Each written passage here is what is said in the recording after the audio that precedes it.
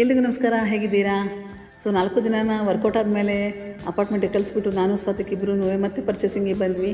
ಯಾಕೆಂದರೆ ನೆನ್ನೆ ತಂದಿದ್ದ ಸಾಮಾನು ನಾವು 4 ಜನಕ್ಕೆ ಅಂತ ಅನ್ಕೊತಂದ್ವಿ, ಮತ್ತು 8 ಜನಕ್ಕೆ ಬೇಕಲ್ವಾ.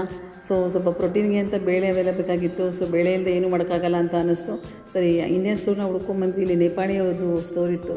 ಸೊ ಅಲ್ಲಿ ಪ್ಯಾಕೆಟ್ಸ್ಗಳನ್ನ ನೋಡಿದ ತಕ್ಷಣ ನಮ್ಮದೇ ಇಂಡಿಯನ್ ಬ್ರ್ಯಾಂಡ್ಸ್ ಎಲ್ಲ ಕಾಣಿಸ್ತು, ಮತ್ತು ನಮ್ಮ ಕಾಳುಗಳು ಅವೆಲ್ಲ ಕಾಣಿಸುತ್ತೆ. ತುಂಬಾ ಖುಷಿ ಆಗೋಯಿತು. ಏನೇನು ಬೇಕೋ ಎಲ್ಲ ತೊಗೊಂಡ್ವಿ. ಮೇಯ್ನಾಗಿ ಜೀರಿಗೆ ಬೇಕಾಗಿತ್ತು, ಜೀರಿಗೆ ತೊಗೊಂಡ್ವಿ. ಸಾಸಿವೆ ಬೇಕಾಗಿತ್ತು, ಸಾಸಿವೆ ಬಂದುಬಿಡ್ತು. ಸೊ ತುಂಬಾ ಖುಷಿ ನೋಡಿ. ಅಲ್ಲಿ ಬಿಲ್ ಮಾಡಿಸೋದಕ್ಕೆ ಅಂತ ಇಟ್ಟು ಮತ್ತು ವೆಜಿಟೇಬಲ್ಸ್ಗೆ ಅಂತ ಬೇರೆ ಶಾಪ್ಗೆ ಹೋಗಿ ಬರ್ತೀವಿ, ಸೂಪರ್ ಮಾರ್ಕೆಟ್ಗೆ ಅಂತ ಹೇಳಿ ಅಲ್ಲಿ ಬಂದ್ವಿ. ಸೊ ಸೂಪರ್ ಮಾರ್ಕೆಟ್ಗಿಂತ ಮುಂಚೆನೇ ಇಲ್ಲಿ ವೆಜಿಟೇಬಲ್ ಶಾಪ್ ಓಪನ್ ಆಗಿತ್ತು.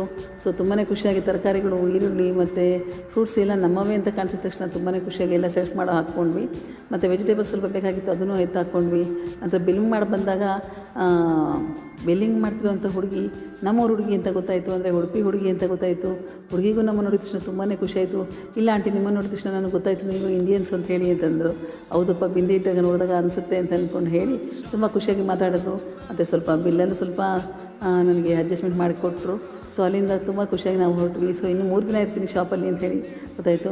ಮತ್ತು ಇನ್ನೊಂದು ವಿಷಯ ಏನಂತಂದರೆ, ಹುಡುಗಿ ಇಲ್ಲಿ ಕೆಲಸ ಮಾಡಿಕೊಂಡು ಮತ್ತು ಅರ್ನ್ ಮಾಡಿಕೊಂಡು ಮತ್ತು ಓದ್ತಾನೆ ಇದ್ದಾರೆ ಅಂತಲೇ ಗೊತ್ತಾಯಿತು. ತುಂಬಾ ಖುಷಿಯಾದ ವಿಷಯ ಅಲ್ವಾ. ಹೆಣ್ಮಕ್ಳು ಇಷ್ಟು ದೂರ ಬಂದು ಇಷ್ಟು ಚೆನ್ನಾಗಿ ಬದುಕಬೇಕಾದ್ರೆ ಶಬಾಷ್ ಅಂತ ಹೇಳಲೇಬೇಕು. ಏನಂತೀರಾ? See you in next vlog.